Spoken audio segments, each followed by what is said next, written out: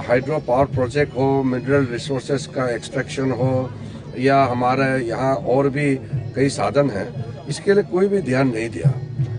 दुनिया में जितना भी नदियां हैं, चाइना में हो, यूरोप में हो, अमेरिका में हो, ब्राजील में हो, कनाडा में हो या आप किसी भी राष्ट्र को देख लीजिए, सबने हाइड्रो पावर को लगभग 80-90% हाइड्रो पावर टेप कर चुका है।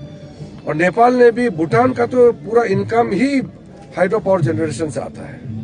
हमारा अरुणाचल को किसी ने ध्यान दिया नहीं है, पहले के सरकारों ने। इतना रिसोर्सेस है, रिसोर्सेस को तरीके से यूज करके भविष्य के लिए काम करना चाहिए।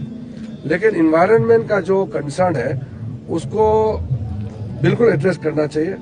हमारे अरुणाचल प्रदेश के जितने भी जनजाति है, सबका कल्चर, ट्रेडिशन और हमारे इन्वायरमेंट, इसको बचा के रखना बहुत जरूरी है। डेवलपमेंट आना है, लेकिन कल्चर को हटा के इन्वायरमेंट का बर्बाद करके नहीं। हमारा क्लाइमेट चेंज को लेकर के भारत का प्राथमिकता भी है।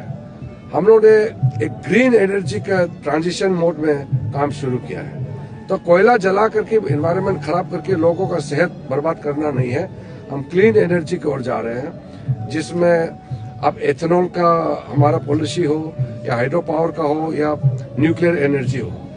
तो हम आगे भी बढ़ना है, साथ में एनवायरनमेंट को भी क्लीन रखना है, हमारा हेल्थ का भी ध्यान रखना जरूरी है। इसलिए आपका हेल्थ, आपका एनवायरनमेंट, ट्रेडिशनल कल्चर, हमारा पहचान, इंडिजिनस राइट, हमारे सारे ट्राइबल कम्युनिटी का जो हमारा जो ट्रेडिशनल पहचान को कभी भी नष्ट नहीं करने के लिए सबको ध्यान रखना है। लेकिन हाइड्रो पावर प्रोजेक्ट जब बनेगा तो अरुणाचल जो है काफी आगे बढ़ेगा ही बढ़ेगा। साथ साथ में जो सेंट्रल गवर्नमेंट के ऊपर में पूरा डिपेंडेंट होके बैठा हुआ है, वो भी बंद हो जाएगा। लेकिन एक बात मैं कहना चाहता हूँ कि चाइना साइड में हमारा सांगपो नदी और बाकी 5 नदी है जो चाइना से आता है।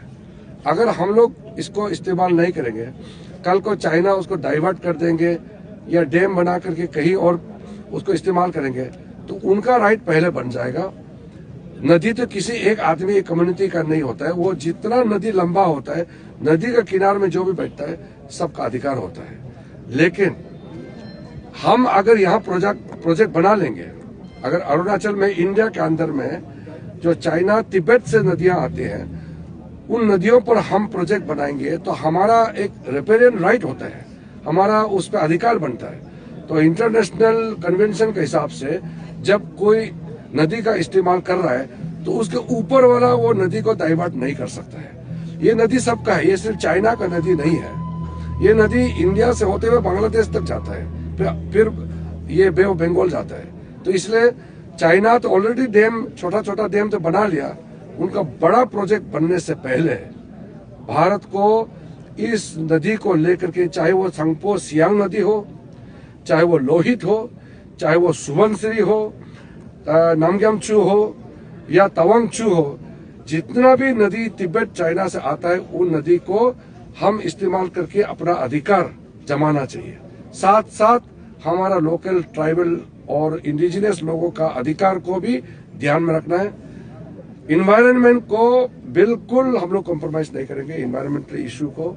और ट्रेडिशनल जो लोगों का जो पूजा पाठ पद्धति है, उनको भी हम सम्मान करना चाहिए। एक बैलेंस अप्रोच होकर